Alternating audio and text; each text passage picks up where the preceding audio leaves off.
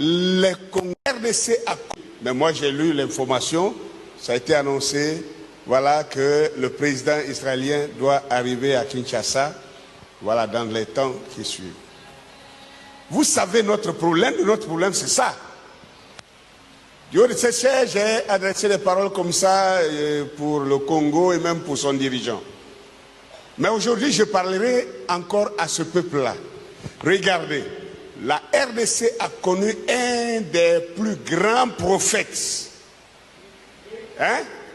que la terre ait jamais connu, du nom de Simon Kimbangu. Mais déjà, voilà que c'est le pays le plus malheureux, parce que d'abord les Congolais entre eux-mêmes, même ceux qui ont vécu ces choses, qui connaissent ces faits, à cause des religions dites organisées, qui leur donnent plus d'argent, plus de rentabilité, ils ont choisi de se mettre en opposition de cette réalité. Est-ce que vous comprenez un peu?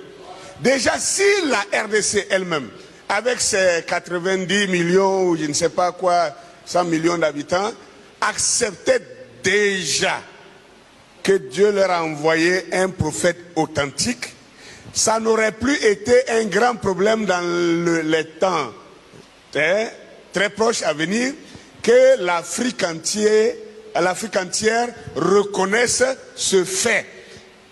Au moins, même si on ne le reconnaîtrait pas comme l'unique, mais on le reconnaîtrait comme Simon Kimbangu, l'un des prophètes authentiques que Dieu ait jamais aussi envoyé à l'Afrique. Est-ce que vous comprenez un peu cela? Est-ce que vous comprenez quelque chose?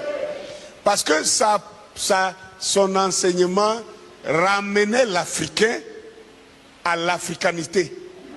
Ça ramenait l'Africain à ses sources. Et ça, les Congolais même sont les premiers à d'abord s'opposer à ça, à ridiculiser cela, à révoquer cela. Et aujourd'hui, le Congo a un président qui est entouré par de grands pasteurs qui l'amènent à regarder où?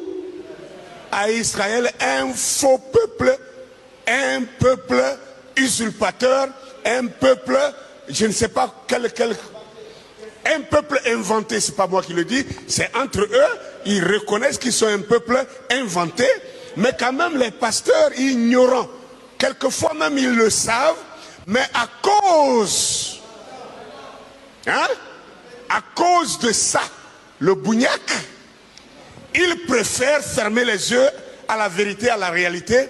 Et le président, avant d'être président, il était un fidèle d'une église. Donc c'est normal que, devenu président, il écoute toujours ses pasteurs, il écoute ses prophètes, il écoute je ne sais pas quoi, ses encadreurs spirituels. Mais ces gens avaient l'objectif de le conduire sur la voie de la vérité. Non, ils ne l'ont pas fait. On l'indique que Israël c'est l'autre côté alors que c'est eux. C'est eux qui sont les authentiques israélites.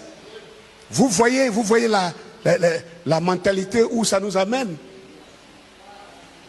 Alors, non seulement que ce président avait déjà fait une déclaration dans un stade, peu après sa première élection, qu'il confie tout son pays au Dieu d'Israël. N'est-ce pas? Et il dit même, il donne son pays à Israël. Et aujourd'hui, nous savons qu'il y a une guerre dans ce pays là-bas. Et nous savons qui sont ceux qui tirent les ficelles derrière là-bas. Nous savons que l'Amérique est à la tête, n'est-ce pas? Et nous savons que l'Amérique elle-même, elle est esclave de ce petit pays appelé Israël.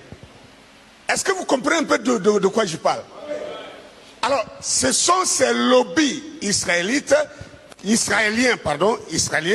pas israélites, ce sont ces lobbies israéliens qui dirigent les États-Unis d'Amérique.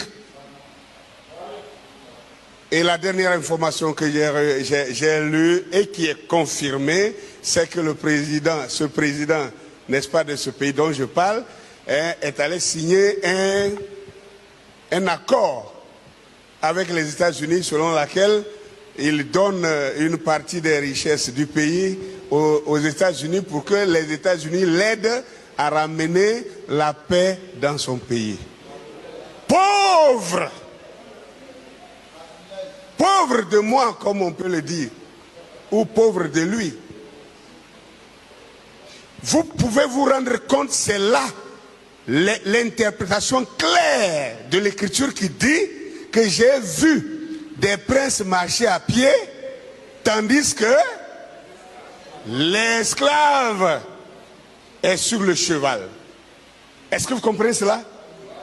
Alors si ce message peut atteindre